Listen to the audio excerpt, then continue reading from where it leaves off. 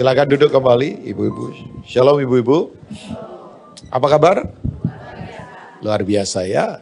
Saya bersuka cita hari ini boleh kembali ada di week di tempat ini. Ya, jadi harusnya jadwal saya memang next week, minggu depan. Ya, tanggal berapa itu? Mestinya saya isi di tanggal 12. Ya, tanggal 11 ya. Oh ya, sorry tanggal 11.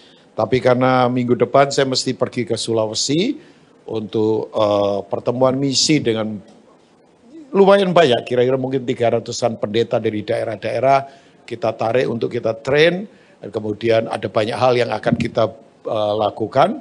Ya, biasa rutin ya, nanti kemudian kita turun juga ke dalam-dalam, itu kita lakukan terus bertahun-tahun, equip mereka. Nah, saya bersyukur, jadi saya kontak istri saya ada di sini bersama saya, ya berdiri boleh, mau berdiri sayang, ya dia pemalu. Jarang dia, maksudnya kadang-kala ikut, cuman pas ini kita seharian ini akan ada meeting, ada anak rohani saya juga Heni ada di sini, jadi dia join with us, ya temenin saya, saya dan Lili, istri saya namanya Lili, karena suaminya Ong ya Lili Ong jadinya ya.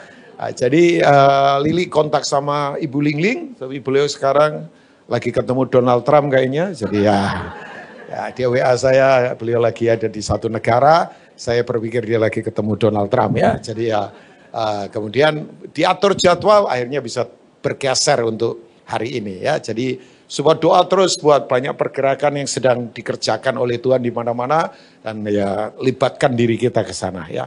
Nah, izinkan saya berbagi buat ibu-ibu, nggak rasa menggurui, nggak rasa tahu, tapi mari perhatikan baik-baik. Sebetulnya begini, saya cuman lagi berpikir ulang banyak, karena begini, ya saya nggak tahu ibu-ibu akui atau tidak, pijakan kita di kekristenan sebetulnya, kalau tidak kembali ke prinsip buat kita nggak kuat.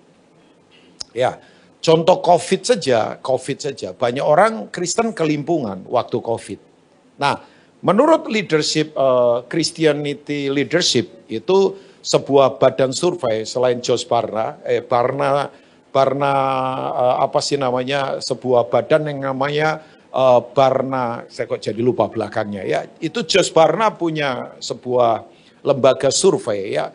Dia berkata bahwa kira-kira 80% orang Kristen itu kalau terjadi hantaman kehidupan itu bisa kelimpungan nggak kuat. Karena pijakannya nggak kuat. Nah, jujur pijakan kita masih, ya mungkin pijakan kita masih hanya liturgi berkebaktian. Pijakan kita misalnya kita ukur semua hal masih dari hal-hal yang tidak esensi. Ya, misalnya apa saja, sukses diukurnya dari misalnya uang banyak misalnya. Ya, padahal ketika terjadi hantaman, misalnya uangnya jadi hilang, uangnya jadi menurun, orangnya bisa stres. Karena memang pijakannya salah. Nah sekarang pertanyaan saya, posisi apa sih yang harus kita kembalikan? Nah kalau saya bilang posisi berarti di situ nanti akan muncul kata prioritas kita. Karena posisi itu akan menentukan prioritas kita apa, nilai kita apa, fokus kita kemana. Ibu-ibu jangan bingung ya, saya pakai bahasa ini ya bukan supaya kelihatan keren ya, enggak, mungkin supaya kelihatan bahwa khotbah saya keren, padahal isinya biasa saja. Nah maksudnya begini, kalau kita tahu posisi kita pasti akan punya prioritas kita ya, jadi berbeda, dan fokus kita akan kemana, itu tergantung dari posisi kita ada di mana. Ya misalnya, saya kasih contoh, nggak tahu ini menggambarkan atau tidak. Kalau ibu-ibu ada di atas gunung, misalnya ibu-ibu naik gunung lah ya, ada di atas gunung. Saya orang yang termasuk penggemar jalan di alam sebetulnya. Walaupun sekarang nggak punya kesempatan untuk naik gunung, naik bukit. Ya, saya punya anak rohani di Jogja, itu sudah taklukkan 23 gunung. Ya, sudah banyak ya, terakhir dia ke gunung mana lagi. Jadi hampir banyak gunung di Indonesia dia sudah naikin. Tapi begini ibu-ibu, orang kalau naik gunung ya jelas lah oksigen tipis, mesti butuh kekuatannya paru-paru, jantungnya dan sebagainya. Tapi orang kalau ada di atas gunung, tahu nggak, sudut pandangnya itu luas. Jadi dia punya fokus hidup itu luas, nggak pendek kan. Karena bisa lihat jauh ke sana. Tapi coba kalau kita lihat, kita sekarang ada di sini, ibu-ibu ada di sini. Ibu-ibu cuma memandang berapa meter, udah begitu mentok ini apa sih? Ya ini, tembok ya, penghalang ini. Saya nggak tahu ini tembok atau triplek, mungkin tembok kali ya. Karena ada juga yang model kayak triplek begitu kan. Tapi kan ibu-ibu sekarang ini memandangnya cuma berapa meter, nggak bisa jauh, nggak bisa lebih dari, mungkin nggak bisa lebih dari 200 meter kali ya. Cuman sekian puluh meter aja. Ya itu terbatas. Jadi posisi kita akan menentukan fokus kita ini jauh atau tidak. Nah, saya ingin membawa ibu-ibu semua, yuk kita kembali kepada posisi yang kuat. Nah, yang pertama ini posisi kita, harusnya posisi kita kembali kepada posisi ini. Coba kita lihat sama-sama. Kita lihat Matius pasal yang ke-6, coba kita lihat ya. Matius 6 kita lihat ayat yang ke-33. Let's see ya, Matthew 6, coba lihat ayat yang ke-33. Matius 6 ayat 33, boleh? Nah ini.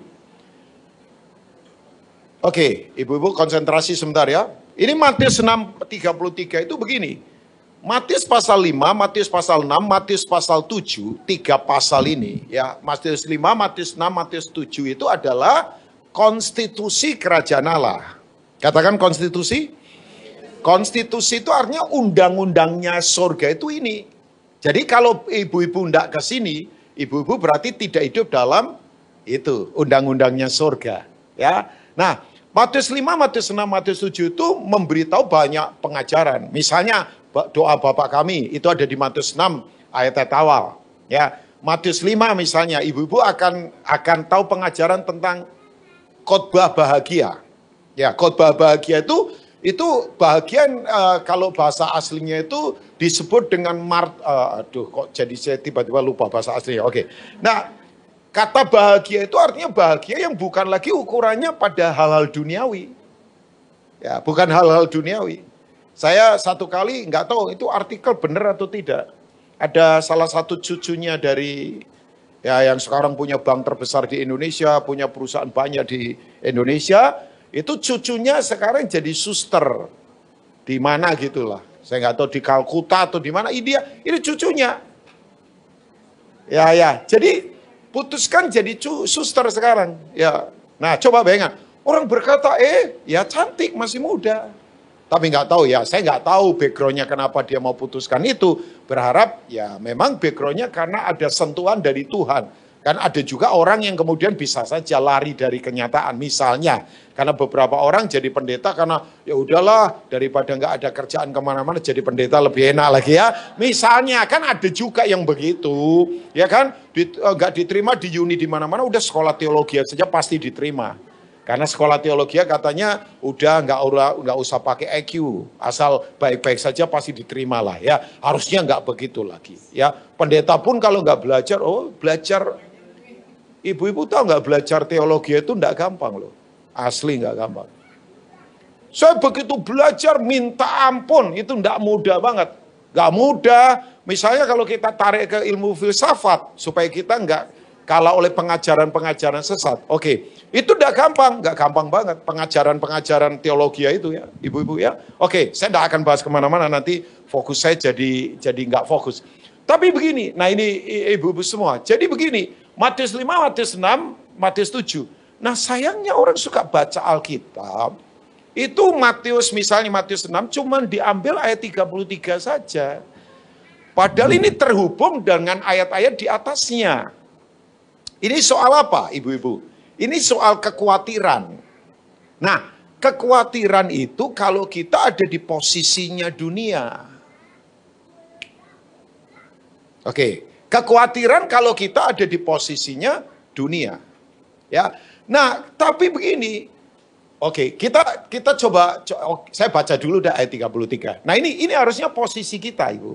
Nah, ya, posisi kita harusnya ini. First thing first adalah this word. Saya ulangi ya, yang utama dari semua yang utama itu ini. Di luar ini ibu-ibu tidak akan kuat secara posisi. Saya ulangi, jadi first thing first itu adalah ini. Nah ini, tetapi carilah dahulu kerajaan Allah dan kebenarannya. Maka semuanya itu akan ditambahkan kepadamu. Nah, kata ditambahkan itu bonus. Ya, kata ditambahkan itu bonus. Bonus itu seperti ini, bonus. Bonus itu penambahan. Misalnya, ibu-ibu, saya beritahu bonus, ini bonus ya. Ibu-ibu beli mobil dapat gelas. Nah itu bonus. Gelasnya itu bonus. Gak usah dikejar gelasnya. Oke, ibu-ibu beli komputer dapat pensil. Nah pensil itu bonus. Ya bonus. Jadi gelas pensil itu bonus. Misalnya, ibu-ibu beli rumah, dapat apa beli rumah? Tidak ada lah orang beli rumah dapat rumah. Ya, saya sih belum pernah tahu ya, tidak ada lah. Ya, jadi begini, ibu-ibu beli komputer dapat pensil, ibu-ibu beli apa? Mobil, ya hadiahnya payung kali ya. Mobil kan saya lihat kalau orang beli mobil biasanya dapat payung. Ya, payung merek mobil itu misalnya ya. Nah, payung pensil itu cuma bonus saja. Nah, semuanya itu tadi coba lihat akan ditambahkan kepadamu. Nah, yang ditambahkan itu apa? Nah, ayat 25. Saya lompat-lompat saja. Tapi ini sebetulnya sebuah narasi yang ibu-ibu harus pahami. Coba lihat. Nah, ini dia. Karena itu aku berkata kepadamu, janganlah khawatir akan hidupmu. Jadi kalau orang posisinya tidak benar-benar dalam kerajaan Allah, hidupnya khawatir terus. Khawatir nanti ke depan. Dan saya beritahu, orang khawatir itu sarang penyakit. Tahu nggak? Orang itu kalau khawatir ternyata menurut survei, itu ada 196 racun yang masuk ke dalam dirinya. Pikirannya terus khawatir, stres, depresi. Karena itu, makanya betul. Orang berpikir dan banyak pikiran itu beda. Saya suka berpikir, ibu-ibu. Saya berpikir ke depan apa ini? Saya berpikir bagaimana menolong orang lain. Saya berpikir pelayanan bagaimana sih? Saya berpikir generasi ke depan ini apa yang harus kita buat. Pikiran, orang berpikir dengan banyak. Kalau orang berkata, saya lagi banyak pikiran. Itu bukan orang sedang mikir, itu stres. Ya. Dan itu kalau nanti over, oh ibu-ibu perlu ke psikiater. Karena bisa stres. Dan itu kalau dikelola dengan baik, oh bisa gila ibu-ibu. Makanya betul, saya berpikir dengan saya banyak pikiran beda. Nah, khawatir itu karena kita posisinya keliru. Makanya saya beritahu kalau ibu-ibu di gereja masih khawatir, ya berarti posisinya mungkin ada di gereja, tapi posisinya tidak dalam kerajaan Allah. Saya nggak ngomong fisik kan, ya saya nggak ngomong fisik, tapi oke, ada orang sekarang ada di sini, cuman pertanyaannya pikirannya di sini enggak? Loh, belum tentu loh. Saudara fisikal ada di sini, tapi konsentrasi saudara ada di sini enggak? Ya kan? Makanya kan orang kalau dalam bahasa komunikasi itu adalah begini, hadir penuh, sadar penuh, perhatikan penuh. Jadi kalau orang hadir saja tapi tidak perhatikan dan sadar penuh, ya berarti terpecah. Ya kan? Hadir penuh, sadar penuh, perhatikan penuh. Nah itu. Makanya kalau kita misalnya ngajak orang ngomong, tiba-tiba orangnya, hei, kamu tadi ngomong apa? Nah dia cuma hadir saja, dia tidak sadar penuh itu.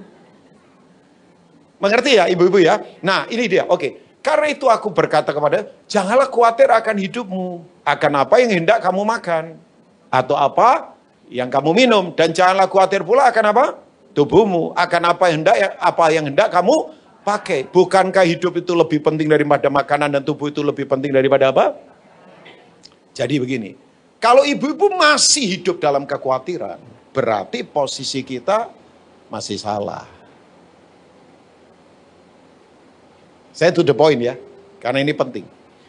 Nah Bapak Ibu semua, coba kita lihat. Misalnya ayat 32.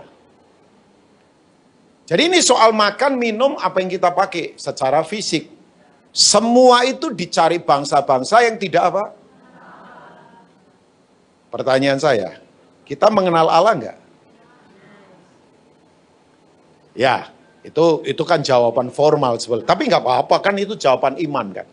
Enggak apa-apa, saya sangat senang sekali ibu-ibu menjawab itu. Nah ini, semua itu apa? Yang tadi itu.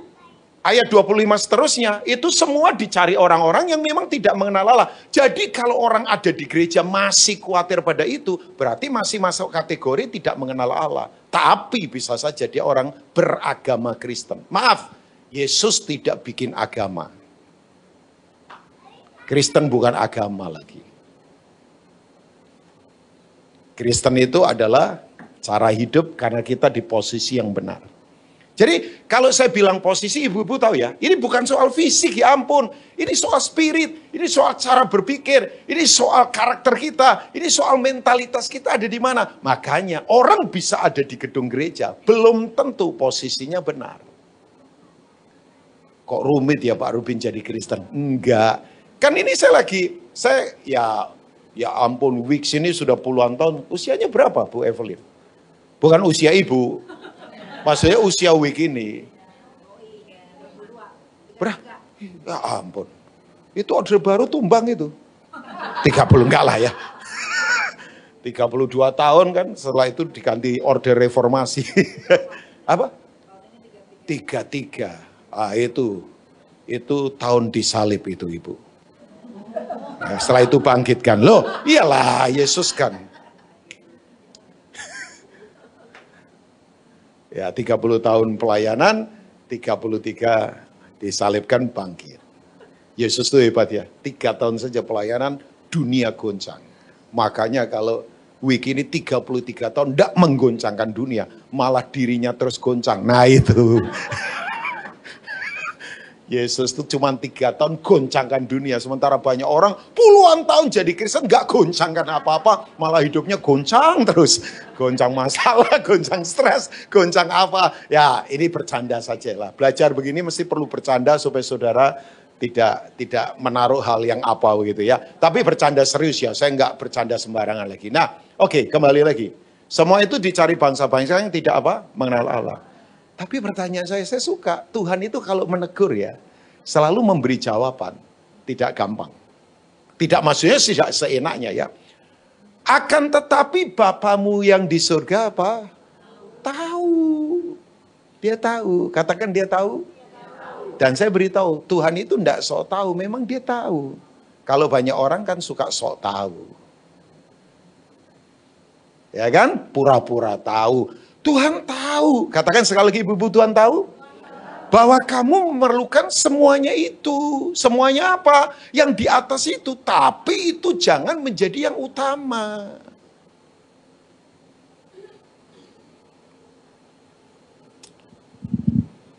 Saya itu kan kemarin dalam anugerah Tuhan sama istri saya, 5 hari kita ada di kapal. Wah enaknya Pak Rubin, bukan. Kita ini temenin pendeta-pendeta daerah yang belum pernah pergi ke luar negeri. Diajak teman saya pergi ke luar negeri, dibayarin semua puluhan orang, minta ampun. Ini teman saya memang pelayanan salah satunya begitu. Jadi dia nggak mau ngajakin pendeta kota. Yang diajakin pendeta pedalaman. Misalnya setahun kadang ngajak ke Bali 100 pendeta. Ini benar-benar pedalaman yang kalau jalan naik bus itu bisa kira-kira 14 jam. Kasihan ya. Iya. Ada pendeta Raymond dari Pendolo, ada siapa. Ini yang jauh-jauh. Nah ini, jauh-jauh. Jadi dirutinin, tapi didaftar yang sudah ikut ya nggak boleh ikut lagi. Kan banyak, udah berapa kali setahun ini, sekali minimal ke Bali 100 orang. Nah sekarang ini kemarin naik cruise. Nggak jauh-jauh lah, Penang, KL, sama Singapura. Ya dari Singapura. Nah saya sama istri saya join untuk temenin mereka ngobrol. Ya dan sebagainya ya. Kita bercanda, kita apalah. Kok tiba-tiba saya miss, saya lagi ngomong apa sebetulnya tadi? Saya tiba-tiba, enggak tadi konteksnya apa? Kok tiba-tiba hilang ini usia. Oh Tuhan tahu yang diperlukan, Tuhan tahu ini. Enggak, konteksnya tiba-tiba hilang. Saya mau ngomong apa? Enggak, satu titik penting ini. Ampuni saya Tuhan tiba. Ya, enggak apa-apa, biasalah. Ini faktor usia kayaknya tiba-tiba. Nah, saya mau bilang sesuatu. Oh, oke. Apa itu, Pak? Bukan oh iya, betul. Ibu thank you banget. Asli itu thank you banget ya. Nah, begini. Saya sudah agak lama nggak pergi ke Singapura. Nggak ke Singapura. Begitu kemarin ada di airport, ya kan? Wah, aksesoris kan luar biasa. Nah saya ngobrol sama teman saya, ngajakin teman-teman ini teman puluhan tahun saya, teman misi. Dia tahu saya tahu dia. Dia dari nothing. Dari betul-betul nggak punya modal, sekarang diberkati Tuhan, ada 16 supermarket, 2 theme park, 2 hotel. Dan semua diberkati. Dan dia tahu tujuannya buat apa. Dia dapatkan hasil semuanya untuk pelayanan. Asli ini, asli. Nah saya ngobrol sama dia. Dia itu orangnya simple banget. Sampai saya ngomong sama dia begini. Ini kan kita bercanda as a friend ya. Sebagai teman. Uang begini tiap tahun miliaran kamu habiskan begini. Gak sayang. Pergilah ke Paris. Belanja barang merek-merek, branded begitu, naik first class-nya Singapore Airlines, atau liburan ke Maldives sama istrimu ya, kamu pakai celana pendek, istrimu pakai bikini misalnya kan. Nah saya bercanda, wong ini suami istri saya kenal baik ya ampun. Ini orang polos banget ya, wong pertama kali mau naik bisnis kelas saja, berdoa tanya Tuhan. Kemudian tanya saya juga, boleh nggak naik bisnis kelas? Ya boleh banget. Udah naik aja, kita kan sudah mulai tua, jadi ya kalau pergi ke Amerika jauh kan pegel-pegel, lah kamu ada dana pergi saja naik. Cuman saya bilang, jangan diposting, jangan keluarkan ke IG story, Instagram, IG, nggak perlu. Dan dia memang nggak main begituan, so dia juga pendeta, kalau nanti kamu posting, naik first class, kan first class tahun ya, itu kan kayak tempat siskamling kan first class itu ya. Kotaknya kan kayak posis kampleng persis kan. Kotak begitu kan. Saya bilang kalau kamu posting, ya apalagi ditulisi di bawahnya, tiada mustahil bagi orang percaya. Ya itu kan ada pendeta suka begitu tuh. Saya sampai geli, saya gelinya luar biasa. Saya malu sebagai pendeta loh. Ngapain yang begitu-begitu? Saya bilang kalau nanti kamu posting, kamu nanti di itu orang, pendeta kok gaya hidupnya mewah. Padahal dia punya uang kan. Cuman ya kalau pendeta dibegitu kan jangan marah, karena pendeta itu penjaga moral, harus tetap hidup sederhana. Kalau mau naik saja, nggak usah posting-posting, orang nggak perlu tahu, hanya Tuhan yang tahu. Kan itu kan, bahasa rohaninya kan begitulah. Nah ibu-ibu saya bilang sama dia, Pak, ya dunia ini jadi tempat yang menyenangkan sekarang. Ibu-ibu tahu nggak kalau lihat display semuanya? Barang-barang menyenangkan, kue-kue menyenangkan, sepatu-sepatu menyenangkan, semua menyenangkan. Restoran menyenangkan, tempat-tempat menyenangkan, semua menyenangkan. Nah tujuannya apa sebetulnya? Supaya orang mengejar itu. Ya, ibu-ibu yang lebih senior dari saya lebih tahu ya. Baju ini yang ibu-ibu pakai, itu dicuci kira-kira berapa kali? Udah mulai rusak. Mesti ibu-ibu harus beli lagi. Karena sudah mass production. Dulu baju dibikin rajutan. Makanya awet. Mobil yang ada di sekitar kita. Itu cuma bertahan kira-kira 5 tahun. Karena memang mobil sudah mass production. Kalau dulu mobil kan rumahan. Spek besinya tebel. Dibikin betul-betul sekarang kan massal semua dibikin. Tujuannya apa? Orang di Grab belanja terus sampai orang memang kejarnya itu. Ya ampun, saya ini orang bodoh, ibu-ibu. Tapi hal-hal begini saya perhatikan. Karena saya tahu ini. Orang akan mengejar ini terus. Supaya pijakannya tidak kuat. Pak Rubin kalau gitu kita tidak boleh berbagian. Bukan loh, saya tidak mengajari saudara itu. Maksud saya begini, kembali lagi yuk. Posisi kita ini ada dalam kerajaan Allah enggak?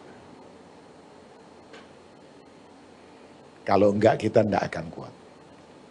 Ya, makanya ayat 32 kemudian Tuhan memberi jawaban di ayat 33. Nah ini dia. Yuk sama-sama baca sekali lagi. Tetapi carilah dahulu kerajaan Allah dan kebenarannya. Maka semuanya itu,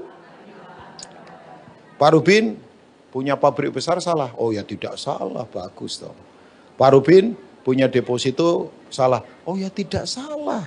Pak Rubin punya aset banyak. Ya enggak apa-apa. Tapi pertanyaan saya, ini masih yang utama enggak?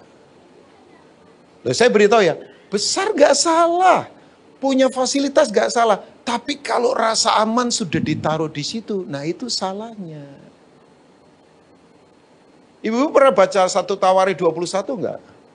Jangan-jangan enggak tahu kalau 1 Tawari 21 ada lagi ya. 1 Tawari 21 itu apa? Daud dihukum. Dan akibat dihukum terjadi apa? Hukumannya 3 kan Tuhan sudah pilih. Yang pertama 3 tahun kelaparan. Yang kedua 3 bulan dikejar musuh dan kena ke pedang musuh. Yang ketiga jatuh ke tangan Tuhan. Daud memilih jatuh ke tangan Tuhan. Akibat dia memilih jatuh ke tangan Tuhan, tahu nggak? 1 hari 70.000 rakyatnya mati. Makanya kesalahan pemimpin paling bahaya. Pria beritahu para pria suami. Pria hati-hati keputusan, sebab keputusan salah efeknya ke keluarga. Saya pria. Saya tidak mau sembarangan memutuskan kehidupan. Ibu-ibu tahu, gara-gara apa Tuhan hukum Israel? Karena Daud itu suruh Yoab hitung jumlah rakyatnya berapa. Coba, kelihatannya sepele kan? Cuman sensus rakyatku berapa, yang bisa perang berapa, suku Yehuda berapa, suku Simeon berapa, suku Lewi berapa, suku yang lain berapa. Coba hitung. Nah, gini, Tuhan marah karena Daud mulai sombong. Kenapa?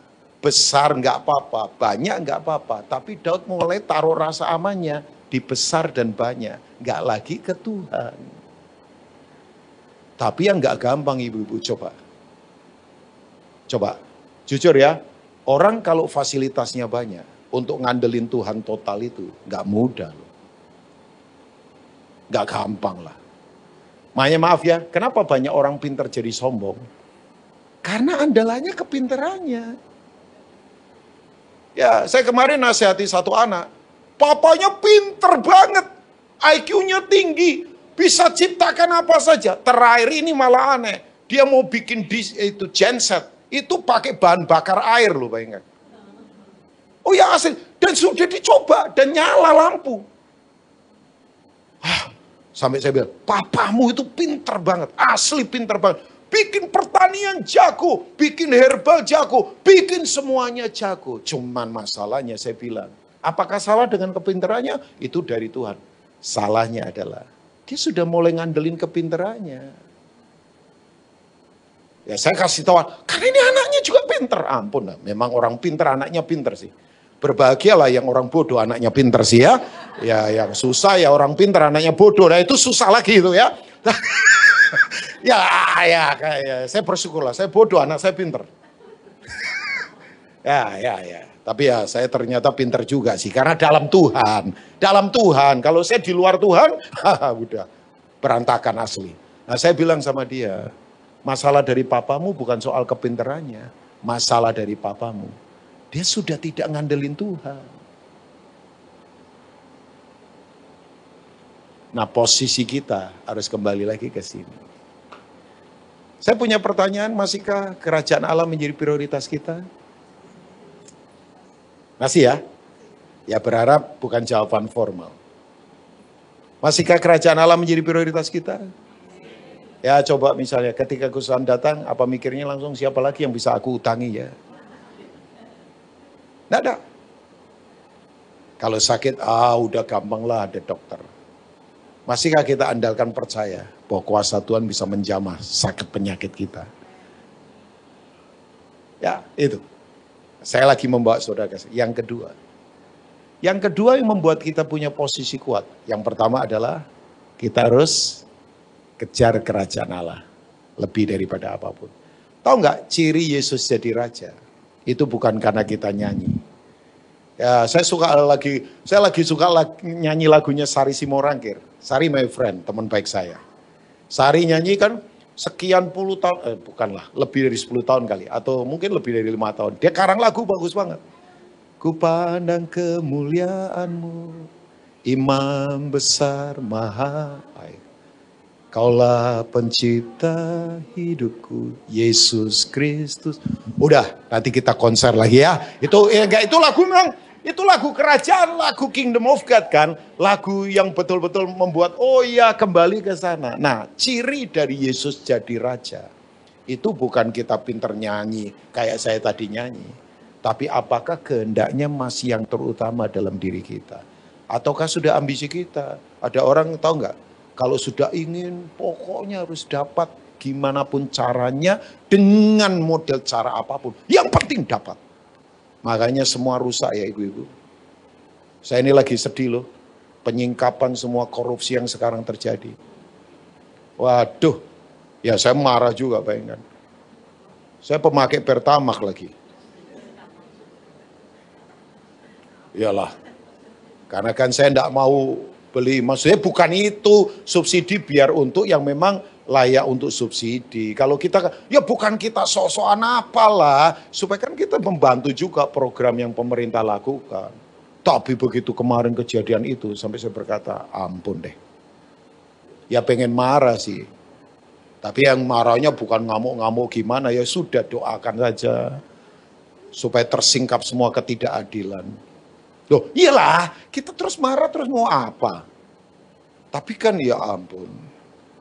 Makanya saya beritahu buat ibu-ibu semua, kalau kehendak Tuhan tidak yang utama, semua rusak.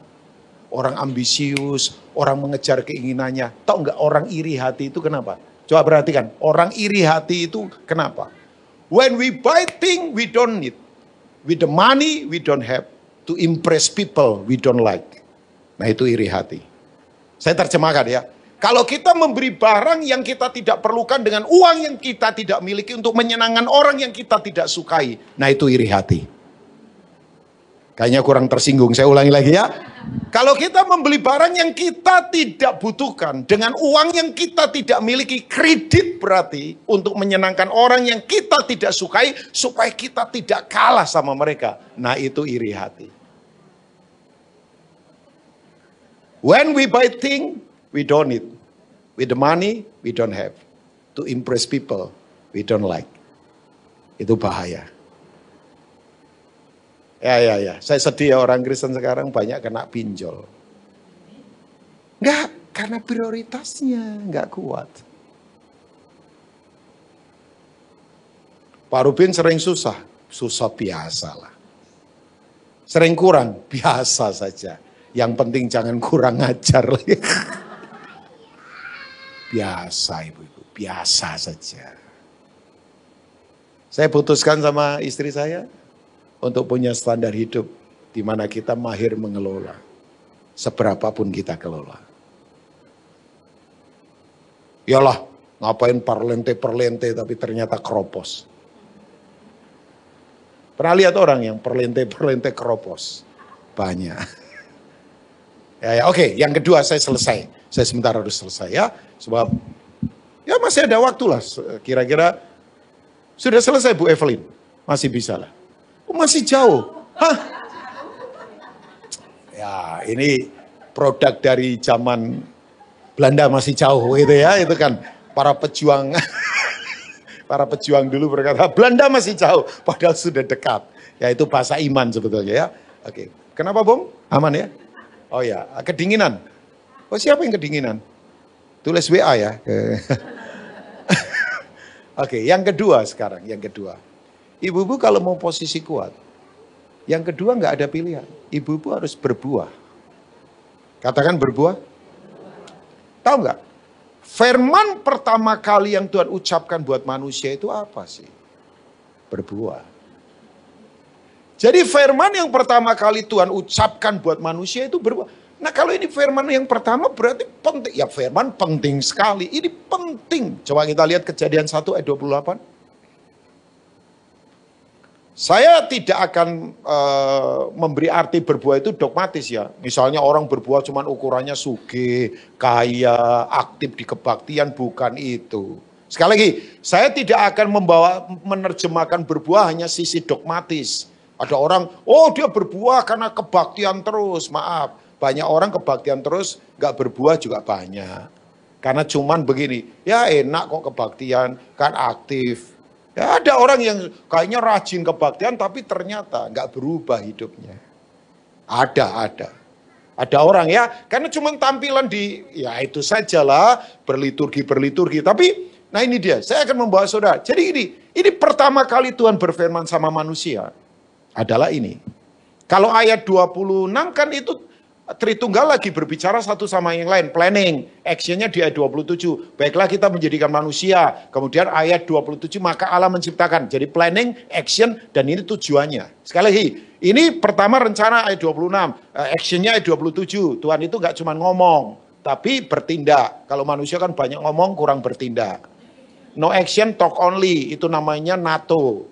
No talking, action only, itu bisu. Nah, no talking, no action, nah itu nongkrong namanya ya, oke. Nah, jadi Loh iyalah, ya jadi no action talk only, NATO. No talking, action only, ya bisu. No talking, no action, nongkrong. Nah itu ya. Jadi kalau nongkrong berarti lagi buang sesuatu pasti ya. Oke. Kok tiba-tiba ada pewahyuan ke sana saya. Allah memberkati mereka, lalu Allah berfirman kepada mereka. Sayang terjemahnya Indonesia mana? Beranak cucu. Terjemahan aslinya adalah be fruitful. Ada King James nggak version? Atau New International Version atau King James boleh. Coba aja, dilihat aja. Ya terjemahannya kita beranak cucu. Ya coba kita lihat, Boleh ada sis atau brother? Sister atau brother? Coba kita lihat. Nggak cuma memberitahu ibu-ibu semua. Kalau nggak ada ya nggak apa-apa. Ya ibu-ibu yang punya Alkitab bahasa Inggris coba dilihat. Dilihat aja, yang punya bahasa Inggris di itu, di apa, yang bahasa Sanskerta janganlah itu namanya bahasa transkrip itu. Ada ya, ya punya bahasa Inggris yuk, yang punya bahasa Inggris. Saya nggak tahu yang Mandarin apakah beranak cucu atau berbuah. Coba lihat. Oh nggak ada ya, nggak apa-apa. Kalau nggak ada nggak apa-apa Cik, nggak apa-apa. Tapi coba ibu-ibu baca, ini ada King James apa?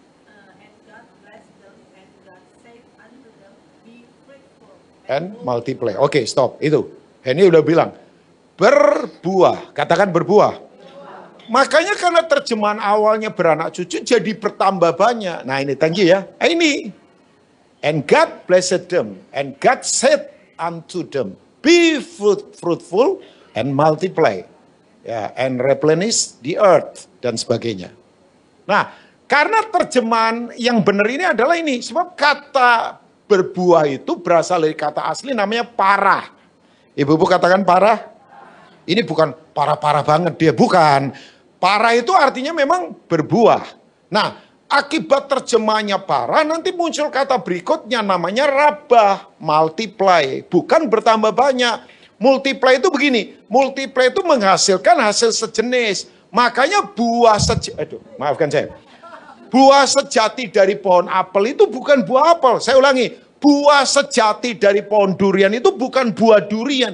Buah sejati pohon apel itu adalah pohon apel baru. Kalau pohon apel cuma berbuah apel, orang makan habis. Tapi kalau buah pohon apel hasilkan pohon apel baru, itu tidak mati pergerakan. Makanya kenapa di gereja harus ada pemuritan. Supaya muncul orang yang kualitasnya kayak Cilea, kayak Bu Evelyn. Nah kalau nggak muncul sama seperti beliau-beliau ini, nanti week ini regenerasinya gimana? Week mau dibawa kemana? Kan nggak seterusnya. Maafkan. Week itu sana 1B lagi ya, Pak Samuel Gunawan, maafkan saya. Nah, kalau misalnya nanti kalau nggak ada orang-orang seperti Bu Evelyn dan Cilea, ya maaf, ini bahasa kasarnya punah, punah. Makanya saya dorong, Cilea mesti memuridkan, Bu Evelyn mesti memuridkan. Pengurus di sini harus memuridkan WL tadi, Three Sister yang luar biasa itu ya, bayangkan. Ini WL terbaiknya tanpa siring keluar semua, coba bayangkan. Ini kan, ya kan, itu saya merupakan kehormatan buat saya ya. Itu WL terbaiknya. Ya, Three Sister ketir, Trimas ketir gitu ya. Enggak, maksudnya kan ini terbaik. Nah, beliau-beliau ini kalau tidak menghasilkan orang-orang sekualitas beliau, gagal. Makanya ibu harus memuridkan. Ibu harus memuridkan, nggak bisa enggak. Saya harus memuridkan. Makanya pemuridan itu penting. Jadi kalau kita tidak menghasilkan orang yang berkualitas Kristus seperti kita, punah. Tapi kan ukurannya sekarang yang penting banyak, nggak usah ada murid. Makanya banyak gereja, maafkan saya ya, isinya para penggembira. Sorry ya, jumlah banyak. Kalau ada apa-apa begitu ada tekanan, lari. Untuk ditantang komitmen, susah. Jangankan uangnya, uang komitmen waktu saja susah kok. Mulai agak dalam ini saya. Karena itu, penuh penggembira, kayak penonton di pinggir lapangan. Tahu cheerleaders nggak?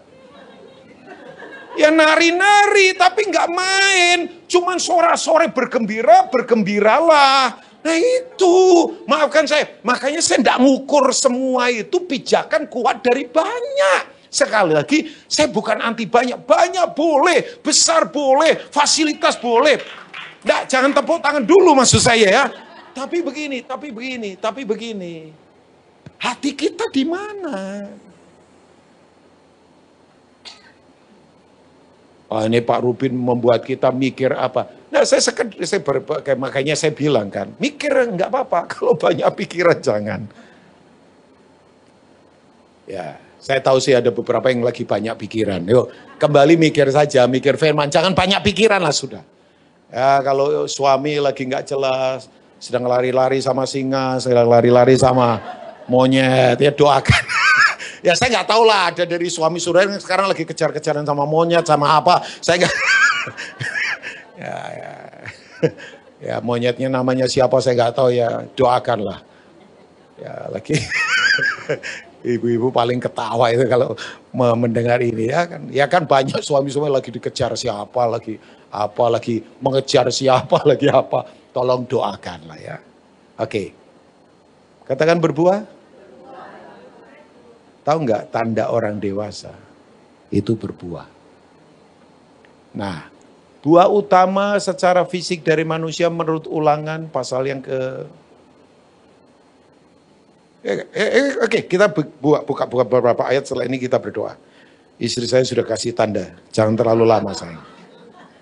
Nah, dia sudah bilang, nah dia sudah cukup. Dia kalau saya sudah bilang ke mana-mana dia mulai, tadi kamu khotbah, enggak usah ngomong-ngomong begitu nanti ya. Nah, baik kok, baik dia kasih tahu saya. Kan bagus lah pakar. Misalnya, ibu-ibu semua harus ngalami ini. Ada juga yang enggak apa-apa. Namanya buah anak. Itu buah kandungan. Loh, buah fisik kita buah kandungan. Tapi kan hidup itu terdiri dari tubuh, jiwa, roh. Nah yang penting itu adalah buah jiwa dan rohnya ini. Kalau buah kandungan pastilah. Karena ada womb, ada rahim kan. Nah, misalnya Ulangan 7 ayat 13. Ini buah kandungan. Ia akan mengasihi engkau. Ia ini Tuhan memberkati engkau. Tidak usah khawatir, pasti Tuhan berkati. Dan membuat engkau apa? Banyak. Ia akan memberkati buah kandunganmu. Tapi juga ada buah tangan, hasil bumimu. Saya lagi banyak belajar pertanian sekarang. Ya mungkin cita-cita saya setelah nanti agak lebih senior dan banyak konsentrasi, mungkin saya mau jadi petani lebih bagus kali ya.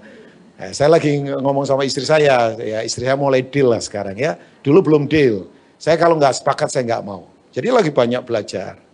Tadi kontak-kontak teman saya lagi kirim-kirim bibit ke Toraja, jaringan kita. Ya udah jalan dari Jawa, 300-an bibit udah nyampe. Saya bilang, Charles, so sampaikah bibit? Sampai Pastor Rubin, aman ini ya. Jadi mau ditanam-tanam supaya pemberdayaannya bisa jalan. Orang jadi bisa lakukan banyak hal. Ini gandum dan anggur, nah ini ada buah tangan.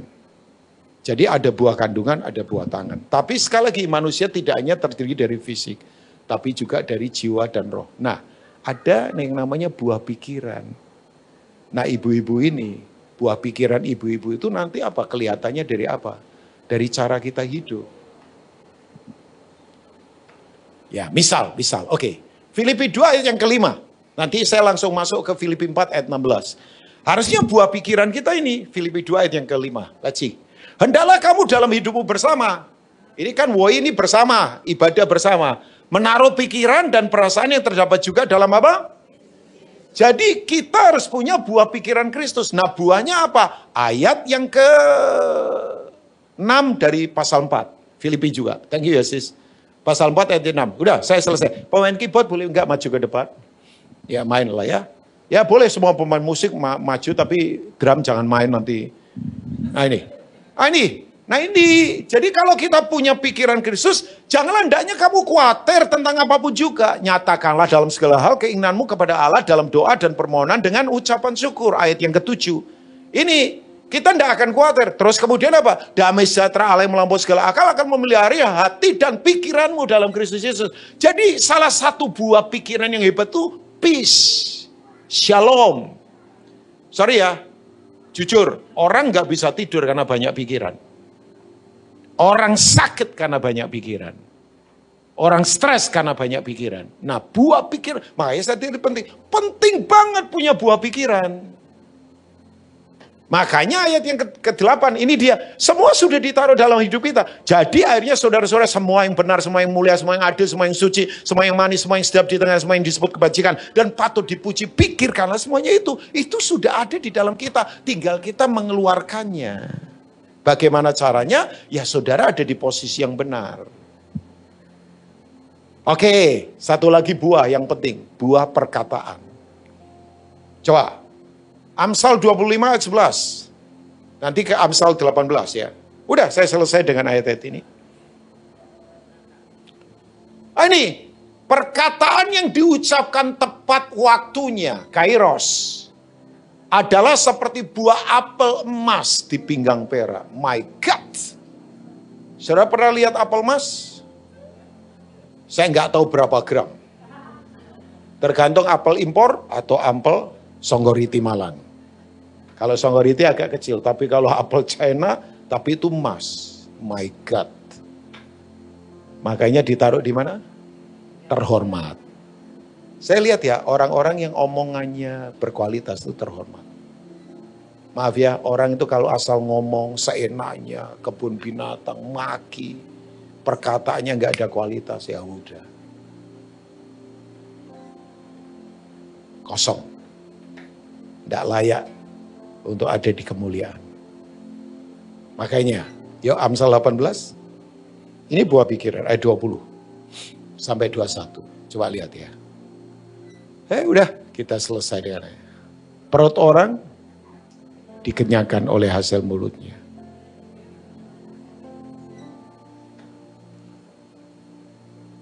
Ya. What you say determine your life. Saya ulangi. What you say determine your life. Apa yang saudara ucapkan? Nah itu. Ya. Jadi kalau mau kenyang, nah dikenyangkan oleh apa? Hasil bibirnya. Makanya pujian itu buah mulut. Saudara kalau suka memuji Tuhan itu buah mulut. Perkataan firman itu buah mulut. Tolong di rumah ibu-ibu, seberat apapun suami mungkin nyebelin, situasi mungkin gak enak. Ucapkan firman, pengaruhi atmosfer rumah. Ini pertempuran. Jangan tiap hari ngomong jahat tentang Indonesia. Wah bangsa ini begini, kabur aja, apa-apa. Jangan, kalau mau pergi ke luar negeri bukan dari kepahitan, tapi memang Tuhan suruh. Saya itu sebetulnya sama istri beberapa kali ditawarin untuk pelayanan keluar. Maksudnya stay di sana. Tapi kita enggak. Memang kita nggak ada feel ke sana, ditawari ya ampun teman-teman semua lah. Ayolah di sini saja, udah nanti anak sekolah apa. Tapi kan kita nggak ada feel ke sana, Tuhan nggak taruh. Kalau Tuhan nggak taruh kan kita nggak mau. Tapi kan di pedalaman kalau Tuhan taruh ya saya akan tetap pergi. Ya, tapi tolong tiap hari jangan ngomong yang buruk, jangan ngomong apa pesimis. Jangan. Yang saya tahu tidak ada pemerintah yang tidak pernah diizinkan ada tanpa Tuhan punya kendali kan. Jadi percayalah. Ya, makanya ayat 21. Ya baca, kita udah selesai dengan ayat ini. Hidup dan mati dikuasai lidah. Siapa suka menggemakannya? Memakan. Hati-hati dengan ucapan, karena ucapan kita akan kita tuai. Katakan berbuah. Nah, saya cuma mau beritahu sepanjang saudara ada di WOI ini berbuah enggak? Perkataan kita berbuah enggak? Pikiran kita berbuah enggak? Ya kalau kandungan saya tahu semua punya anak ya. Ada juga kalau ada yang enggak punya anak ya enggak apa-apa juga. Mungkin punya anak rohani, mungkin punya anak didik, mungkin punya anak yang diadopsi kan enggak apa-apa juga. Ya, tapi lebih dari itu ada buah pikiran, buah perkataan. Ya, udah, saya sudah selesai. Tuhan Yesus memberkati ibu-ibu. God bless you all. Amin. Mari bangkit berdiri bersama-sama.